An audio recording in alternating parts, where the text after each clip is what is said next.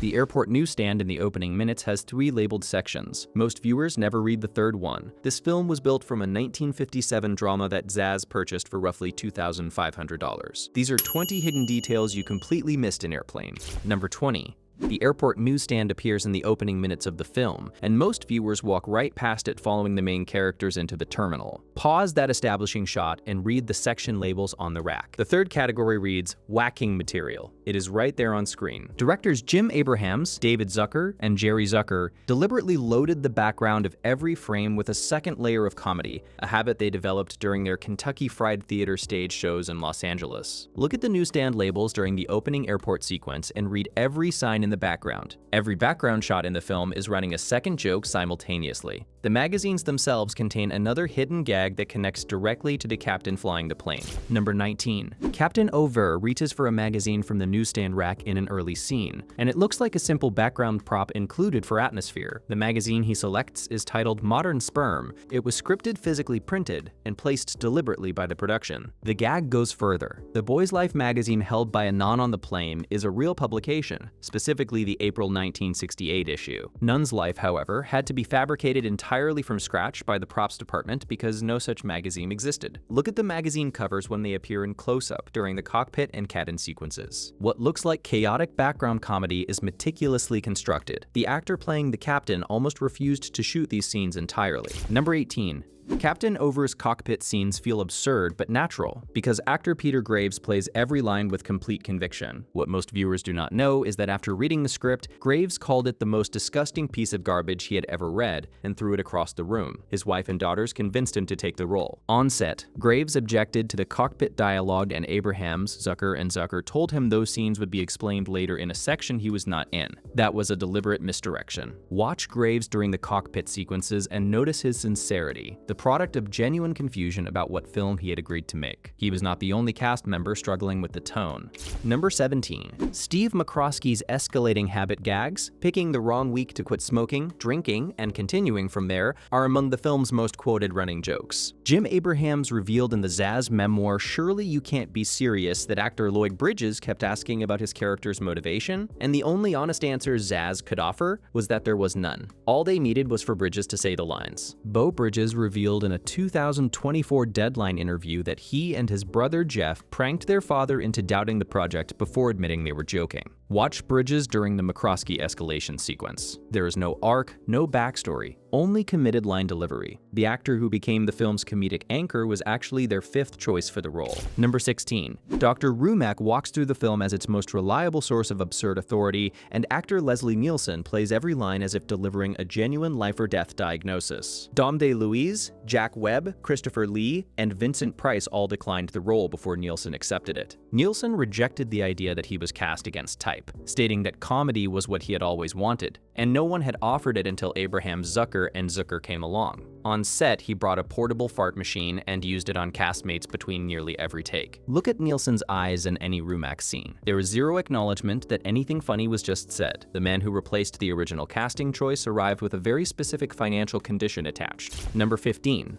Roger Murdoch sits in the co-pilot seat through most of the film, insisting he is not Kareem Abdul-Jabbar, one of the most recognizable sight gags in the movie. The role was originally written for Pete Rose, who was unavailable during the baseball season. Jerry Zucker confirmed that Kareem was offered $30,000 and his agent negotiated an extra $5,000 specifically to purchase an oriental rug Kareem wanted. Weeks after filming, a photo ran in Time magazine showing Kareem standing in front of the exact rug he had bought. Watch the co-pilot seat in any wide cockpit shot. The visible height difference between Kareem and the standard seating is a sight gag the camera never draws attention to. The film's actual source material was purchased for a comparably surprising amount. Number 14. The disaster movie plot structure and the food poisoning premise feel like exaggerated parody of the genre. Airplane is actually a scene-by-scene comedic remake of 0 Hour, a 1957 Paramount drama, and Abrahams, Zucker. And Zucker purchased the remake rights for approximately $2,500 because their attorney warned them that the verbatim dialogue lifts exceeded any fair use parody defense. Lines including, "Looks like I picked the wrong week to quit smoking," "sluggish like a wet sponge," and "the fish for dinner" premise are lifted directly from 0 Hour. Watch any scene where Bridges delivers a crisis line. According to Entertainment Weekly, you are hearing dialogue written for a completely different film in 1957. The studio that owned half of Zero Hour was the same studio funding this remake, and they still attempted to interfere.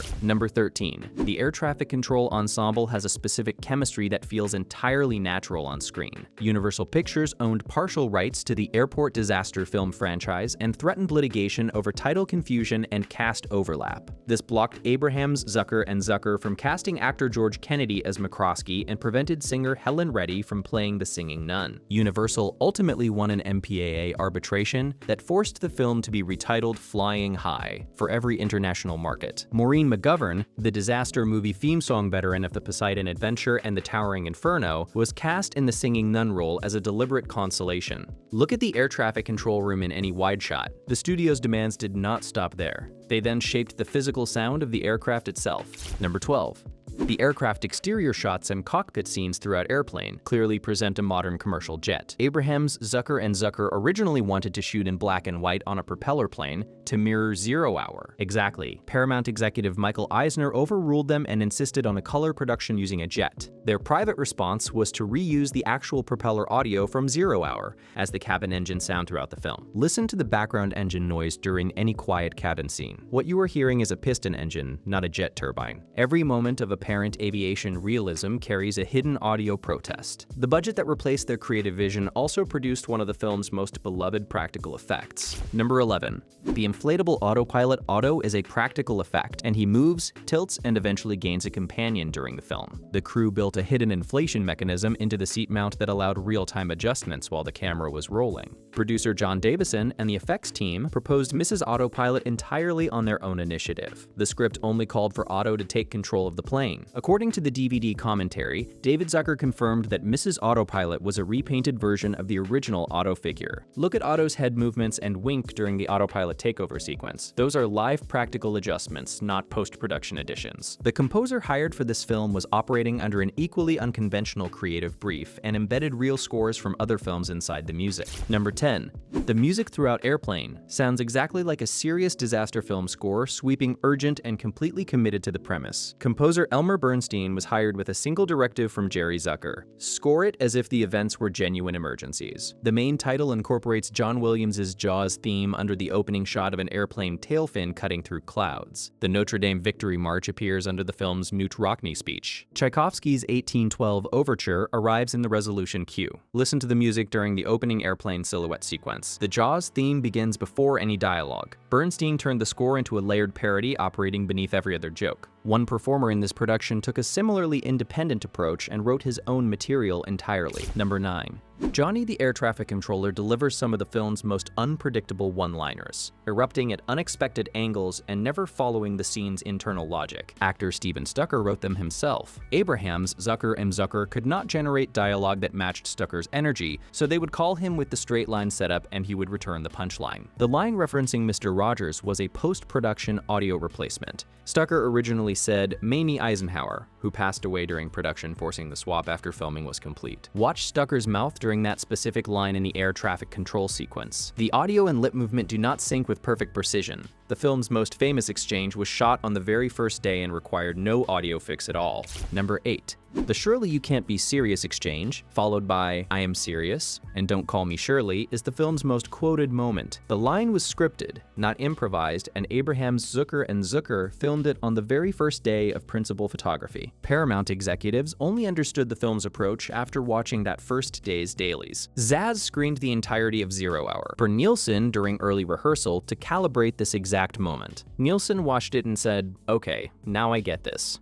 Look at Nielsen's expression after delivering the punchline. There is no acknowledgement that anything funny was said. The slapping scene filmed later used the same scripted foundation, but what ended up on screen was invented entirely on set. Number 7. The sequence where passengers form a line to calm down a hysterical woman is one of the film's most recognizable escalating gags. Actress Lee Bryant proposed the entire escalation herself on set, building the cue from the flight attendant to a nun, with props sourced by the crew based entirely on her suggestion. Nielsen added an extra strike beyond what was rehearsed during the actual take. Bryant confirmed that Nielsen was the only cast member who actually made contact. Look at the cue forming before each new participant steps forward. Every prop was placed there because an actor improvised a structure the script never contained. Bryant also brought a hidden layer to the film that connected to a television campaign most viewers never recognized. Number 6. The line "Jim never has a second cup of coffee at home" reads in the film as precise, absurdist disaster movie parody. Bryant had been the actress in late 1970s U-Ban coffee commercials whose advertising tagline was nearly word-for-word identical to the line she delivers in the film. Abrahams, Zucker, and Zucker confirmed they cast her without knowing this. The casting created an unintentional second layer for any viewer who recognized Bryant from the commercials. Watch Bryant's delivery of the coffee line in the passenger cabin sequence. The naturalistic sincerity she brings is identical to the sincerity she used selling coffee on television. The jive scene later in the film contains a similarly hidden layer, except in that case the concealed meaning was entirely intentional and required academic research to construct. Number 5. The jive talking passengers speak in dialect and the film provides subtitles. Actor Al White rewrote the scripted dialogue using J.L. Dillard's academic text Black English to ensure every line had a genuine underlying meaning. White confirmed the subtitles are deliberately mistranslated to set up a food delivery punchline. The first passenger orders steak and coffee,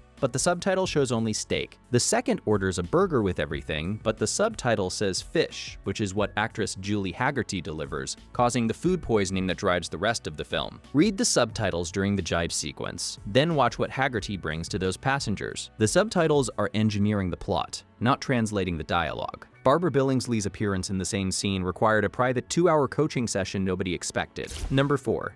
June Cleaver from Leave It to Beaver appearing in the jive scene is the visual joke. Al White personally coached actress Barbara Billingsley for 2 hours on the correct elocution, then arranged a phone call between Billingsley and his own mother, who was a Leave It to Beaver fan. Billingsley credited the scene with restarting her career after a 17-year gap in which she had appeared in only 2 episodes of a single television series. Watch Billingsley during her translation lines. The fluency is real because White drilled every syllable with her before filming began. The whitest character in the scene had done more preparation than anyone else on screen. The closing credits reward the same close attention and contain at least one confirmed government response. Number 3. The closing credits appear to be joke extensions of the film, and most viewers stop paying attention before they finish scrolling. Adolf Hitler is listed as worst boy in the crew credits. The 13th president, Millard Fillmore, receives a credit. Kareem Abdul-Jabbar's name is officially misspelled as Kareem Abdul-Jabbar in the cast list. The FBI anti-piracy warning that closes the credits ends with the words, "So there."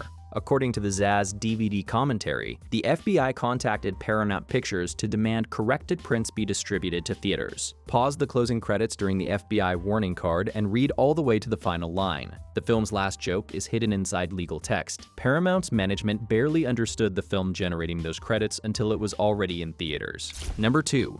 Airplane. Opened on July 2, 1980, and recouped its entire production cost within 5 days from 705 theaters. Abrahams, Zucker, and Zucker were given unusual creative freedom because Paramount's senior management was consumed with the runaway budget of Star Trek: The Motion Picture. The first internal test screening was described by David Zucker as worse than terrible. A recruiter had assembled audiences for whom English was not a first language, and Paramount executives watched in silence. Subsequent screenings revealed continuous laughter, and executive Michael Eisner became the project's loudest internal advocate. Watch the air traffic control room in any wide shot. That ensemble was completed before Paramount leadership understood what they had financed. The clearest proof of what Zaz built without interference is embedded inside Robert Stack's performance. Number 1.